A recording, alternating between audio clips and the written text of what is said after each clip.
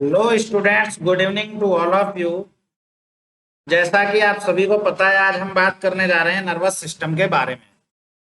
तो हमारा जो टॉपिक है उसका नाम है नर्वस सिस्टम। तो आगे बढ़ते हैं नर्वस सिस्टम में। तो जो हमारा नर्वस सिस्टम होता है, ये होता है कि कलेक्शन और कनेक्शन। मतलब ये क्या होता है, कलेक्शन या फिर हम बोल सकते हैं कनेक्शन होता है न्यूरॉन, न्यूरोग्लिया एंड फाइबर्स का। न्यूरॉन, न्यूरोग्लिया एंड फाइबर्स का ये कलेक्शन और कनेक्शन है। अगर हम बात करें नर्वस सिस्टम का, तो हम इसको दो पार्ट में डिवाइड करते हैं, सीएनएस एंड पीएनएस। सीएनएस मतलब हम बोल सकते हैं central nervous system, and PNS means हम यहाँ पर बोलेंगे पेरिफेरल नर्वस सिस्टम। ठीक है गाइस, आगे अगर बढ़े बात की जाए तो सीएनएस जो हमारा है, इसमें दो चीजें आती है, दो पार्ट आते हैं। एक होता है ब्रेन और दूसरा होता है स्पाइनल कॉर्ड। ब्रेन और स्पाइनल कॉर्ड जो है हमारे सेंट्रल नर्वस सिस्टम में, मतलब जो हम अगर बॉडी के सेंटर में बिल्कुल देखें हैं तो केवल दो चीजें आती है, वो है हमारा ब्रेन और मतलब खोपड़ी, और दूसरा है हमारा स्पाइनल कॉर्ड। इसके अलावा जो कुछ भी बचेगा वो सब आएगा हमारा पीएनएस के अंदर, मतलब पेरिफेरल नर्वस सिस्टम। आगे बात किया जाए तो ब्रेन का जो हम देखते हैं यहाँ पर वेट देखते हैं, जो कि होता है 1.4 केजी या फिर 1400 ग्राम। अगर वेट देखा जाए ब्रेन का, ठीक है, तो ये रहेगा हमारा 1.4 केजी या फिर हम बोल सकते हैं 1400 ग्राम। आगे बात करते हैं हम स्पाइनल कॉर्ड का।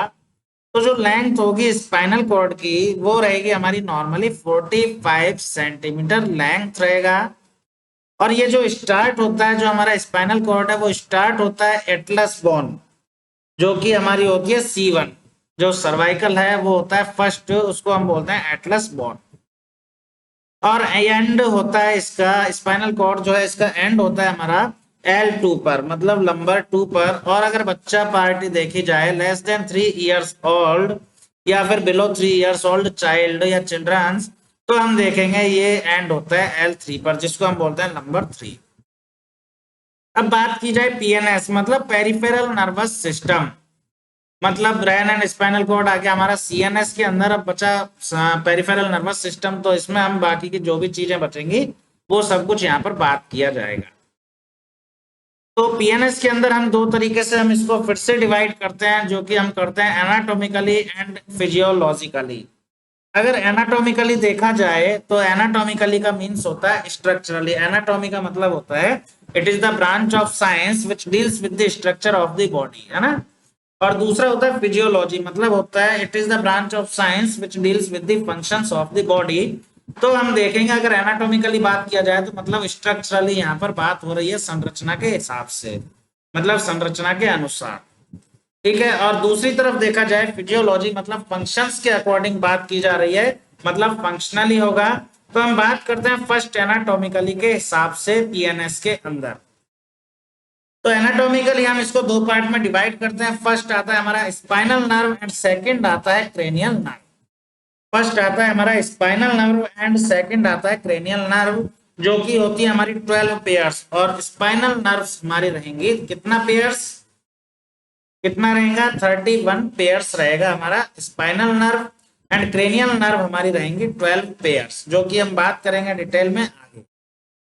ठीक है, अगर बात की जाए स्पाइनल नर्व जो है हमारी 31 पेयर्स है, तो वो कैसे कैसे रहेंगी, तो वो रहेंगी C8, मतलब जो सर्वाइकल है वो रहेंगी 8, T12 मतलब थोरेसिक 12 रहेंगी, L5 है मतलब नंबर जो है 5 रहेंगी, S5 मतलब सैक्रम 5, और कॉक्सी जो कॉक्सिक्स है हमारी कॉक्सीजियल, वो रहेंगे हमारी 1। ठीक है, ऐसे करके हमारा टोटल होता है 31 पेयर्स। अब बात की जाए फिजियोलॉजिकली, मतलब फंक्शनली जो हमारा पीएनएस है वो कितने पार्ट में डिवाइड है, तो वो होता है हमारा दो पार्ट में डिवाइड। फंक्शनली जो हमारा पीएनएस है वो डिवाइड कितने पार्ट में होगा, दो पार्ट में डिवाइड होगा। ठीक है गाइस, ठीक है स्टूडेंट्स, तो हमारे दो पार्ट में डिवाइड हो जाएगा। और उसके बाद हम आगे बात करेंगे कि जो हमारा पीएनएस दो पार्ट में डिवाइड हुआ, कौन कौन सा। फर्स्ट है हमारा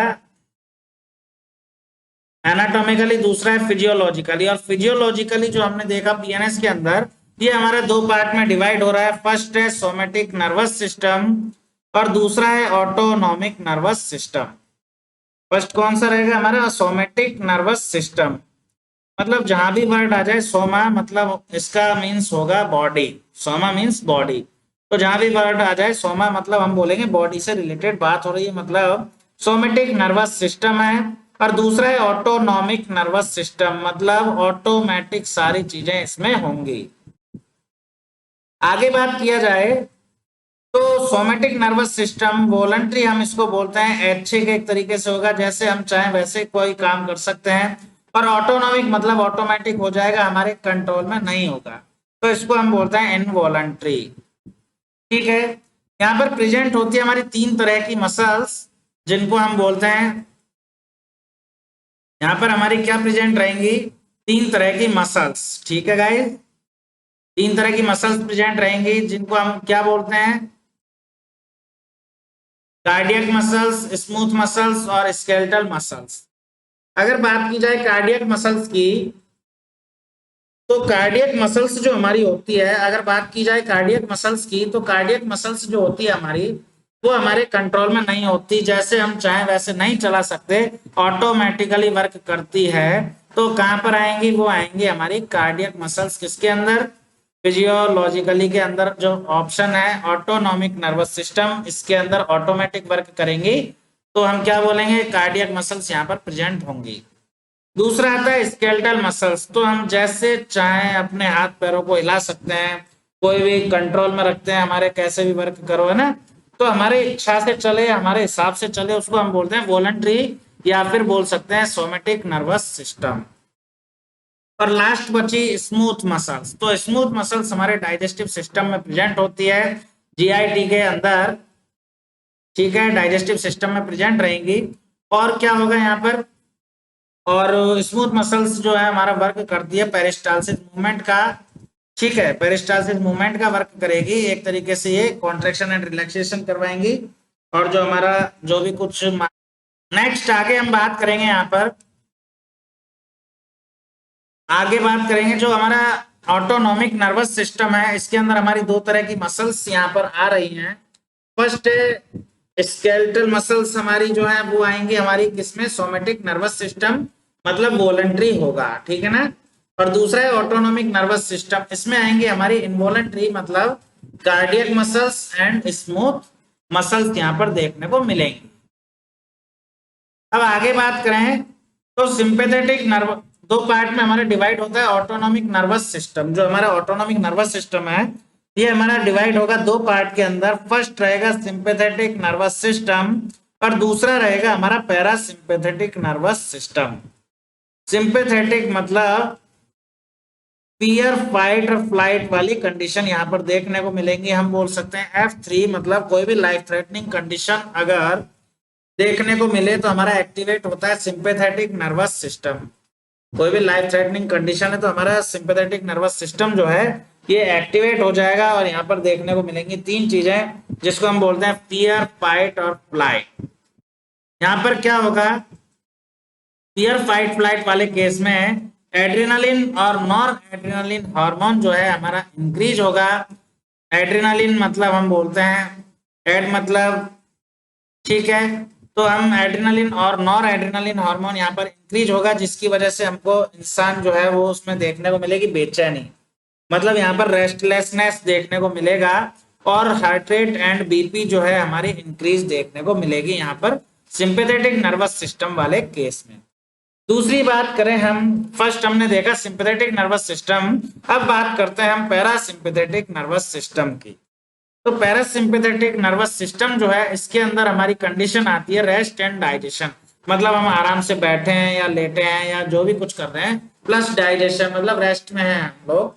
तो यहाँ पर ये होगा कि जो हमारी हार्ट रेट और बीपी है वो डिक्रीज देखने को मिलेगी, और यहाँ पर जो हमारा वेगस स्टिमुलेशन है वो देखने को मिलेगा।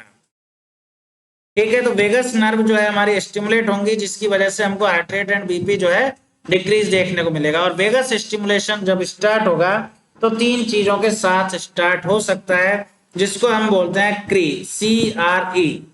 क्री मीन्स होगा C4 हमारा रहेगा क्रोनिक स्ट्रेनिंग कॉन्स्टिपेशन। R4 रहेगा हमारा रेक्टल टेम्परेचर असेसमेंट। और E4 रहेगा, ई के हिसाब से हमारा रहेगा एंडोट्रैकियल सक्शनिंग। ठीक है, एंडोट्रैकियल सक्शनिंग। अगर बात की जाए, हमने जो दो सिस्टम पढ़े हैं ऑटोनोमिक नर्वस सिस्टम के अंदर, सिंपैथेटिक नर्वस सिस्टम और दूसरा है पैरासिम्पैथेटिक नर्वस सिस्टम। तो सिंपैथेटिक नर्वस सिस्टम वो है जो लाइफ थ्रेटनिंग कंडीशन में हमारा एक्टिवेट होगा, मतलब फियर फाइट फ्लाइट वाली कंडीशन में। सपोज एक कुत्ता हमारे पीछे पड़ गया और हमको डर लग रहा है, तो मतलब कंडीशन हो गई फियर।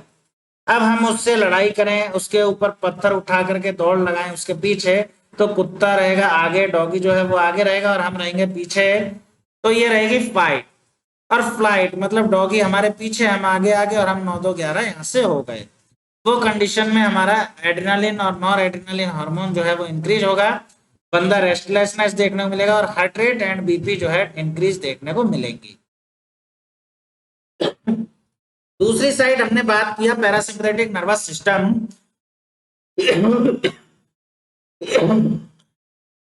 दूसरी तरफ हमने बात किया पैरासिम्पैथेटिक नर्वस सिस्टम, तो इसके अंदर जो कंडीशन आएगी वो आएगी रेस्ट एंड डाइजेशन।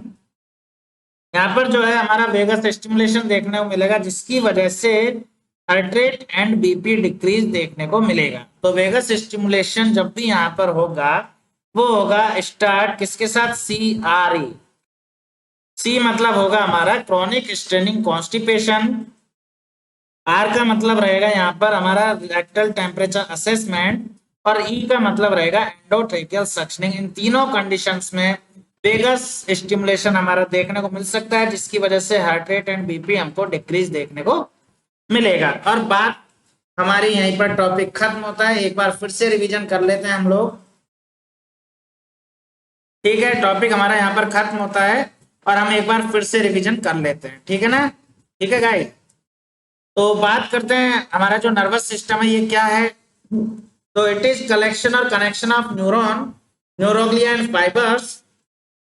और ये दो पार्ट में हमारा डिवाइड होता है, CNS एंड PNS। CNS अगर देखा जाए तो दो पार्ट रहते हैं यहाँ पर, brain and spinal cord. Brain जो है वेट रहेगा 1.4 kg और 1400 ग्राम, और स्पाइनल कॉर्ड जो है इसका लेंथ रहेगा 45 सेंटीमीटर, और स्टार्ट होगा C1 एटलस बोन से और एंड होता है L2 जिसको हम बोलते हैं नंबर 2। और बिलो 3 इयर्स ओल्ड चिल्ड्रंस या फिर बच्चा पार्टी 3 साल से छोटी, तो हम बोलेंगे L3 पर एंड होगा, जिसको बोलते हैं नंबर 3। दूसरी तरफ बात करें PNS, तो PNS हमने देखा पेरिफेरल नर्वस सिस्टम, दो पार्ट में डिवाइड किया, एनाटॉमिकली एंड फिजियोलॉजिकली। एनाटॉमिकली हम बोल सकते हैं स्ट्रक्चरली, एंड फिजियोलॉजिकली हम बोल सकते हैं फंक्शनली। ठीक है, तो एनाटॉमिकली ये दो पार्ट में डिवाइड होता है, फर्स्ट है स्पाइनल नर्व और सेकंड है क्रेनियल नर्व। तो स्पाइनल नर्व जो होती है हमारी 31 पेयर्स होता है, C8 हम बोलते हैं, सर्वाइकल 8 होंगी, T12 थोरेसिक 12, L5 S5 और कॉक्सिडियल जो है 1 रहेगा। और दूसरी साइड रहेंगी क्रेनियल नर्व जो कि हमारी रहेंगे 12 पेयर्स। आगे बात किया जाए फिजियोलॉजिकली फंक्शनली, तो हम देखेंगे ये दो पार्ट में डिवाइड होता है, सोमेटिक नर्वस सिस्टम और ऑटोनॉमिक नर्वस सिस्टम। कौन कौन सा, सोमेटिक नर्वस सिस्टम और ऑटोनॉमिक नर्वस सिस्टम, दो पार्ट में डिवाइड रहेगा। आगे बढ़ते हैं यहाँ पर। तो सोमेटिक नर्वस सिस्टम, जहां भी वर्ड सोमा आ जाए मतलब रहेगा, सोमा मतलब होता है बॉडी, तो यहाँ पर वॉलंटरी सारी चीजें काम करेंगी। तो और जो कार्डियक मसल्स है वो यहाँ पर वर्क नहीं करेंगी, स्केलेटल करेंगी। ठीक है, स्केलेटल जो मसल्स है वो यहाँ पर रहेंगी, वॉलंटरी होंगी, जैसे मन करे जैसे हमारे कंट्रोल में रहेंगी, हम जैसे चाहे वैसे वर्क कर सकते हैं। और ऑटोनॉमिक नर्वस सिस्टम के केस में रहेगा इनवॉलंटरी, मतलब हमारे हिसाब से नहीं चलेंगी, जो कि होंगे स्मूथ मसल और cardiac muscles. Autonomic nervous system मतलब सारी चीजें ऑटोमेटिक हो जाएंगी, हमारी जरूरत नहीं पड़ेगी। तो यहाँ पर हम दो पार्ट में इसको भी डिवाइड करते हैं, जो कि हमारा होता है सिंपैथेटिक नर्वस सिस्टम और दूसरा है parasympathetic nervous system. Sympathetic nervous system जब जब भी एक्टिवेट होगा तो कंडीशन होगी कोई भी लाइफ थ्रेटनिंग कंडीशन, उस केस में ही हमारा एक्टिवेट होगा सिंपैथेटिक नर्वस सिस्टम, जिसमें फियर फाइट फ्लाइट तीन कंडीशंस देखने को मिलेंगी। डर की, फियर फाइट फ्लाइट मतलब कोई भी एक कंडीशन है जिसमें कोई चीज है, मतलब सपोज कुत्ता है, कोई भी डॉगी है, तो वो हमारे पीछे पड़ गया तो पहले तो डर लगेगा, भौंकेगा, है ना, पहले डर लगेगा, उसके बाद फाइट, हम लड़ाई करेंगे, पत्थर उठा के उसके पीछे दौड़ लगाएंगे, उसको मारेंगे, या फिर फ्लाइट, हम 9 2 11 वहां से हो जाएंगे, मतलब गायब हो जाएंगे। तो इस केस में हमारी एड्रेनालिन और नॉर एड्रेनालिन हार्मोन जो है वो इंक्रीज होगा और बेचैनी देखने को मिलेगी, रेस्टलेसनेस, है ना। और इंक्रीज होगा हार्ट रेट एंड बीपी यहाँ पर हमारा।